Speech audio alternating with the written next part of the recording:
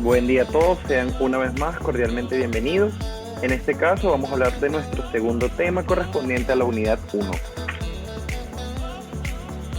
Hueso esfenoides y hueso occipital. Cuando hablamos de las generalidades del hueso esfenoides, vamos a decir que es un hueso impar porque tenemos solo uno, central, simétrico, irregular, y como importancia se dice que él posee en su interior al seno esfenoidal. Asimismo, también dentro de este hueso vamos a tener una glándula muy importante como es la glándula hipófisis, o también la pueden encontrar como la glándula pituitaria. Con respecto a su ubicación, decimos que se va a encontrar en la base del cráneo, perteneciente a la fosa craneal media. Para el estudio de este hueso vamos a dividirlo en sus partes. Se dice que el hueso esfenoides va a tener un cuerpo, un ala menor, alas mayores y las apófisis pterigoides. Para la descripción de los detalles anatómicos, principalmente, vamos a conocer lo que van a ser sus articulaciones. Como vemos del lado de esta parte, vamos a tener el cráneo dividido en un corte sagital, donde vamos a ver sus articulaciones, como lo son. Articula con el hueso frontal en su parte anterior, con los huesos parietales en su parte superior, con el hueso occipital en su parte posterior, también a los lados y posteriormente con el hueso temporal, más inferior con el hueso vomer, y anteriormente también se va a encontrar el hueso etmoides. También decimos, como lo tenemos en esta imagen, vamos a tener una articulación directamente con el hueso palatino. Vamos a dividir el hueso principalmente en su cuerpo. Cuando hablamos del cuerpo, específicamente en su cara superior, vamos a encontrar los siguientes detalles anatómicos. Principalmente un yugo esfenoidal, que es una estructura totalmente plana que se va a formar luego de articularse con el hueso etmoides, originándonos dos agujeros, uno del lado derecho, uno del lado izquierdo, denominados agujeros ópticos, por donde penetra el nervio óptico. Estos dos agujeros están constituidos o unidos por una estructura denominada canal óptico, que es el que une a ambos agujeros. En sentido más posterior vamos a encontrar una elevación ósea denominada tubérculo pituitario, porque acá se va vamos a decir que va a reposar o se va a acomodar la glándula pituitaria, dándonos paso a esta estructura ósea denominada silla turca, o también conocida como fosa hipofisiaria, donde se aloja la glándula hipófisis. Seguidamente encontramos un dorso de la silla turca y una lámina cuadrilátera. En los extremos del dorso de la silla turca vamos a encontrar dos detalles anatómicos que se denominan apófisis clinoides posteriores. Estos son los detalles anatómicos pertenecientes al cuerpo en su cara superior. De igual manera, cuando hablamos del cuerpo en su cara anterior, vamos a decir que vamos a encontrar una cresta esfenoidal anterior, seguido una semi o hemiceldillas esfenoidales. Se denomina semi o hemi cuando el hueso está desarticulado, y cuando el hueso se articula se forma una celdilla. El orificio de entrada para el seno esfenoidal, que recordemos que es una cavidad hueca llena de aire. Cuando hablamos del cuerpo en su cara inferior, solamente vamos a obtener la cresta esfenoidal inferior. Y en su cara posterior, una estructura muy prominente denominada superficie articular, que es la que da el paso a la articulación con el hueso occipital. Otra de sus partes, como van a ser las alas menores, decimos que estas alas menores a su vez se van a dividir en una cara superior, que es la que corresponde a la cara interna del hueso, y una cara inferior, que es lo que permite la formación de la órbita. Como detalle anatómico relevante de las alas menores, vamos a tener las apófisis clinoides anteriores.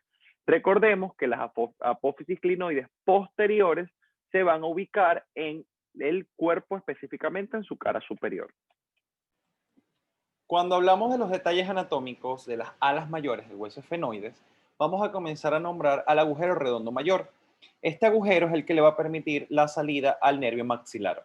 Seguidamente tenemos al agujero redondo menor, por donde va a salir del cráneo la arteria meningia media. Entre estos dos agujeros encontramos un agujero denominado agujero oval. Este agujero es el que le va a permitir la salida al nervio mandibular y a la arteria meningia menor. También vamos a tener en las alas mayores una estructura denominada fisura orbitaria superior o también conocida como hendidura esfenoidal. Esta estructura le va a permitir la salida al nervio motorocular común, al nervio abducen, al nervio patético o troclear, que son los nervios motores del ojo. También a la arteria oftálmica, nervio oftálmico, entre otros. Cuando hablamos de las apófisis pterigoides, vamos a decir que están descritas por un ala externa, un ala interna, lo cual nos va a dar origen a una fosa pterigoidea. Cuando hablamos de una fosa escafoidea, se refiere a la parte más superior de la fosa pterigoidea. Y finalmente, como su extensión o dada por su extensión, vamos a tener un gancho que es el gancho pterigoideo. Finalmente, cuando hablamos del hueso occipital, decimos que es un hueso único, tenemos solo uno, es simétrico porque si realizamos una línea imaginaria en el centro obtenemos dos partes iguales. Con respecto a su ubicación, se dice que se localiza detrás del hueso esfenoides, detrás de los parietales, por encima del atlas y tiene a los lados los huesos temporales. También es importante decir que este hueso es el que va a formar gran parte de la fosa craneal posterior. Dividimos el hueso en dos caras, una cara exocranial y una cara endocranial. La cara exocranial vamos a tener una cresta occipital externa que nos va a originar una protuberancia occipital externa. Asimismo, tenemos las líneas nucales superiores e inferiores, que son líneas imaginarias que van a permitir la inserción del músculo trapecio.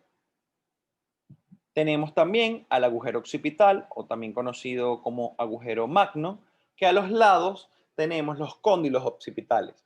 Estos cóndilos son los que van a permitir la articulación con el atlas, que es la primera vértebra cervical.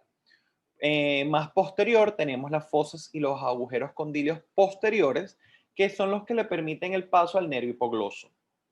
Finalmente, cuando terminamos o salimos del agujero magno, vamos a tener una estructura denominada porción basilar. A diferencia de su cara endocranial, lo que afuera era porción basilar, acá vamos a tener un canal basilar. Este canal basilar es el que le va a permitir que se aloje una estructura denominada tronco basilar. El tronco basilar se forma por la anastomosis de las arterias vertebrales.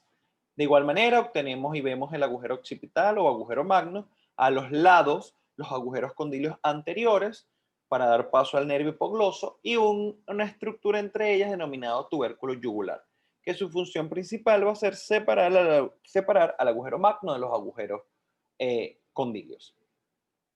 Asimismo, lo que por fuera teníamos una cresta occipital externa, acá vamos a tener una cresta occipital interna, dándonos y originándonos una protuberancia occipital interna. En la protuberancia occipital interna es importante recalcar que se va a encontrar una estructura denominada prensa de Herófilo. Esta prensa de Herófilo es la confluencia de los senos venosos que están dentro del cráneo, en este caso los impares. De igual manera, luego de la protuberancia occipital interna, nos originan unos canales laterales para formar cuatro fosas. Las más inferiores van a ser denominadas fosas cerebelosas porque allí se encuentra el cerebelo y las más superiores las fosas cerebrales porque allí se aloja el cerebro. Cuando hablamos de las articulaciones de este hueso, decimos que el hueso occipital va a articular en sentido anterior con el hueso esfenoides, lateral con el hueso temporal, posterior y superior con los huesos parietales y en su parte inferior con el atlas, que como lo dije al principio va a ser la primera vértebra cervical. De esta manera damos concluido este tema.